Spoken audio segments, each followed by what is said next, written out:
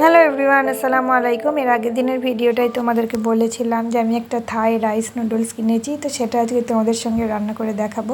আমি এখানে কয়েকটা সবজি নিয়ে নিয়েছি। ফ্রিজে আমার যে সমস্ত সবজি ছিল সেগুলোই আর কি। আমি একটা ক্যাপসিকাম আর গাজর কুচি কুচি করে কেটে নিলাম, সঙ্গে একটু রসুন আর পেঁয়াজও কুচি কুচি করে কেটে নিয়েছি। রসুনটা আমি জাস্ট কিমা করে নিয়েছি। আর কয়েকটা কাঁচা লঙ্কাও কেটে নিলাম, আর মুরগির বুকের মাংসের কয়েকটা টুকরো কেটে নিয়েছি সরু সরু করে। এবার এটাকে ম্যারিনেট করে আমি একটু রেখে দেবো। এই ম্যারিনেট করার জন্য এর মধ্যে নুন, গোলমরিচের গুঁড়ো আর একটু পাতিলেবুর রস, আর মধ্যে দিয়ে দেবো আদা বাটা আর পিৎজা পাস্তা সসও একটুখানি দিয়েছিলাম। চাইলে তোমরা কেউ সয়া সসও দিতে পারো। এবার এটাকে একটু রেস্টে রেখে দেবো। মুরগিটা এবার ম্যারিনেট হোক, এর মধ্যে আমি নুডলসটা একটু রেডি করে নেব। আমি অল্প খানিকটা নুডলস রান্না করব, বাকিটা রেখে দেবো। আর আমি কিন্তু এটা যেমনভাবে নুডলস রেগুলার রান্না করি সেভাবে করব না। এটাকে আমি পানির মধ্যে দিয়ে ফোটাবো না। প্রথমে আমি একটা জায়গার মধ্যে নুডলসগুলো নিয়ে নিয়েছি, তারপর ফুটন্ত গরম পানি এর মধ্যে ঢেলে দেবো। এভাবে 5 মিনিট মতন রাখলে কিন্তু নুডলসটা একদম সেদ্ধ হয়ে যাবে। যেহেতু এটা রাইস নুডলস, খুব একটা বেশি সেদ্ধ করার প্রয়োজন নেই, সেই জন্য এইভাবে এটা রেখে দেবো। তো ততক্ষণের আমি মুরগিটা একটু ফ্রাই করে নেবো। প্যানের মধ্যে তেল দিয়ে দিলাম, আর তার মধ্যে মুরগিটা পিঙ্ক কালারটা চলে যাওয়া পর্যন্ত মুরগিটাকে খুব ভালোভাবে ভেজে নিতে হবে। তো এর মধ্যে আমার 5 মিনিট হয়ে গেছে, নুডলসটা একদম সিদ্ধ হয়ে গেছে। যেন মনে হচ্ছে আমি এটাকে সিদ্ধ করেছি। জাস্ট এটাকে আমি ছেঁকে নেবো, ছেঁকে কয়েক ফোঁটা তেল দিয়ে এটা রেখে দিলেই হবে।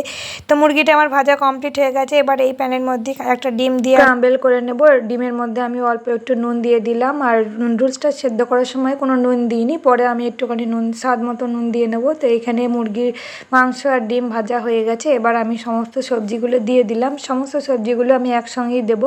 এই সময় একটুখানি গ্যাসের ফ্লেমটা বাড়িয়ে দেবো, যাতে একটু ক্রাঞ্চি থাকে সবজিগুলো। কারণ এখানে আমি ক্যাপসিকাম আর গাজর দিয়েছি, এগুলো খুব বেশি সিদ্ধ হওয়ারও দরকার নেই।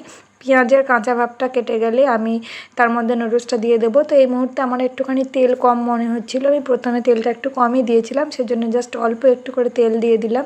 আর তার মধ্যে আমি একটুখানি গোলমরিচের গুঁড়ো দিয়ে দেবো। আর আমি এর মধ্যে কোনো রকমের টমেটো সস বা আর অন্য পিৎজা পাস্তা সস এসব কিছু দিইনি, জাস্ট এমনি নর্মালি রান্না করেছি। আর এর মধ্যে একটু নুনও দিয়ে দিয়েছিলাম, সেটা আমি ভিডিও করতে ভুলে গিয়েছি। তারপর আমি নুডলসটা দিয়ে দিলাম। নুডলসটা দিয়ে এবার জাস্ট কিছু না খুব ভালোভাবে সটে করে নেব। আর এই সময় কিন্তু গ্যাসের ফ্লেমটা আমি একটু বেশ জোরেই রেখেছি। গ্যাসের ফ্লেমটা আস্তে রাখলে সবজিগুলো একদম নরম হয়ে যাবে, তখন আর খেতে খুব একটা ভালো লাগবে না। সবজির যে একটা ক্রাঞ্চ থাকবে সেটা চলে যাবে। সেই জন্য এই সময়টা গ্যাসের ফ্লেমটা জোরে রাখা খুবই প্রয়োজন। তো এইভাবে আমি 2 থেকে 3 মিনিট মতো নুডলসটা খুব ভালোভাবে রান্না করে নিচ্ছি। আর আমার কাছে মনে হয়েছে নর্মাল নুডলসের থেকে রাইস নুডলসের স্বাদটা অনেক বেশি। যারা যারা ট্রাই করেছো, আমি ঠিক বলছি নাকি অবশ্যই কমেন্ট করে জানাবে।